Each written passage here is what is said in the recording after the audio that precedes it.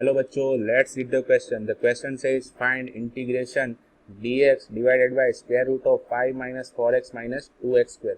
तो बच्चों, to solve this question the की concept we are going to use is, बच्चों हम ये वाला फॉर्मूला यूज करेंगे. Integration of dx divided by under root a square minus x square is equal to, इसका integration क्या होता है? इसका इंटीग्रेशन होता है sign inverse x by a plus constant of integration that is सी.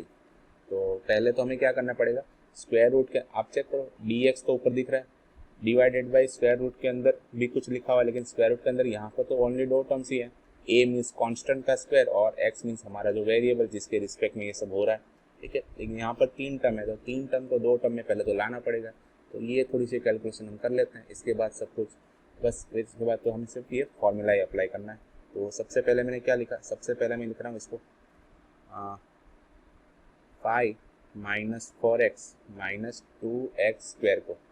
फिर मैंने क्या किया, 2 को कॉमन निकाला. किसको कॉमन निकाला? 2, क्योंकि एक्स स्क्वायर का कोएफिशिएंट क्या है? -2 है ना, तो 2 को पहले कॉमन निकाल दिया, देखते क्या होता है. तो ये आ गया 5/2 minus 2x minus x square. ठीक है, अच्छा अब क्या करेंगे, तो ये 2, ये 5/2. अच्छा, ये दोनों जिसमें वेरिएबल है वो दो टर्म में माइनस माइनस है, तो माइनस अगेन कॉमन लिया और एक्स स्क्वायर वाले टर्म को पहले लिख लिया, तो ये आ गया एक्स स्क्वायर प्लस 2x. अच्छा, इससे फ़ायदा क्या हुआ, हमें ना परफेक्ट स्क्वायर बनाना है. ऐसा आइडिया मुझे कहाँ से आया, मैंने देखा यहाँ पर कि यहाँ पर कांस्टेंट का स्क्वायर है और यहाँ पर एक्स का स्क्वायर है. एक्स मीन्स हमारे वेरिएबल वाले टर्म का स्क्वायर है. तो देखो ये 5/2 तो आ रहा है.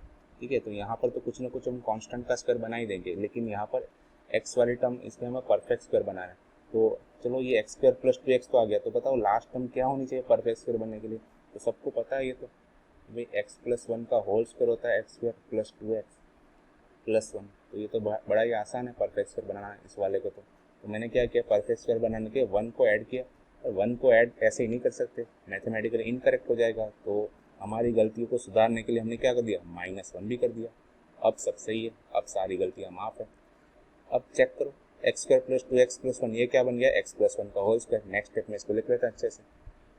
तो इज इक्वल टू, ये 2 तो बाहर है ही, ये रहा 5/2, ये रहा माइनस. अच्छा, और यहाँ पर बन गया था x प्लस 1 का होल स्क्वायर और यहाँ पर -1 था. ठीक है, अच्छा ये 2, ये 5/2, ये माइनस एक्स प्लस 1 का होल स्क्वायर, ये माइनस अंदर मल्टीप्लाई कर रहे हैं. ठीक है, तो ये माइनस माइनस क्या हो जाएगा, प्लस, तो प्लस का 1. 2, अब इस फॉर्मूले वाले स्ट्रक्चर में लाने की ट्राई कर रहे हैं. तो ये 5/2 और प्लस 1 कॉन्स्टेंट को एक साथ लिख दिया, तो ये 2.5 प्लस 1, तो 3.5, 3.5 मीन्स 7/2 माइनस एक्स प्लस 1 का होल स्क्वायर. अच्छा सर, 7/2 अच्छा नहीं लग रहा, फॉर्मूला में तो स्क्वायर स्क्वायर गिवन है, तो स्क्वायर के लिए लिखने के लिए क्या करेंगे, स्क्वायर रूट ऑफ 7/2 का स्क्वायर करके लिख लेंगे. ठीक है, अच्छा ये किसकी वैल्यू है, ये वैल्यू है 5 minus 4x minus 2x square की.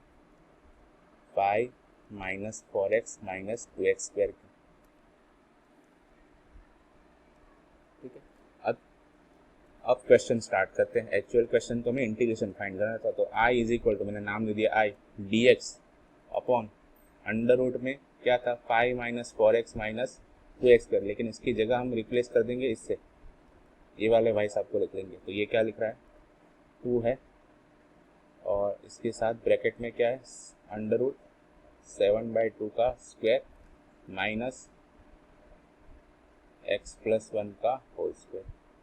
अच्छा, आप चेक करो, ये 2 है तो 2 स्क्वायर रूट के बाहर आ जाएगा, तो 1/√2. इसको मैंने कांस्टेंट की तरफ बाहर निकाल दिया, dx डिवाइडेड बाय, अब चेक करो ये क्या दिख रहा है, ये लिख रहा है अंडर रूट 7/2 का स्क्वायर माइनस एक्स प्लस 1 का स्क्वायर. अगेन ये फॉर्मूला चेक करो, क्या ये अब इसी फॉर्मेट का दिख रहा है? हाँ दिख रहा है सर. तो फॉर्मूला अप्लाई करते हैं. फॉर्मूला क्या है, इज इक्वल टू, पहले तो ये कांस्टेंट लिख लिया मैंने, now is equal to sine inverse x by a. X mean जो वेरिएबल वाला पार्ट है, यहाँ वेरिएबल वाला पार्ट क्या है, x plus 1 divide by a means constant वाला पार्ट. यहाँ पे कांस्टेंट वाला पार्ट क्या है, अंडर रूट 7/2 प्लस सी. ठीक है, तो आपका आंसर आ गया 1/√2 साइन इनवर्स.